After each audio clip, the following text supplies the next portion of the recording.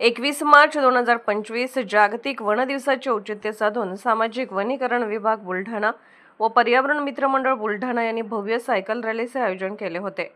या सायकल रॅलीला विभागीय वन अधिकारी विपुल राठोड, सामाजिक वनीकरण बुलढाणा यांनी हिरवी झेंडी दाखवून सायकल रॅलीला सुरुवात झाली।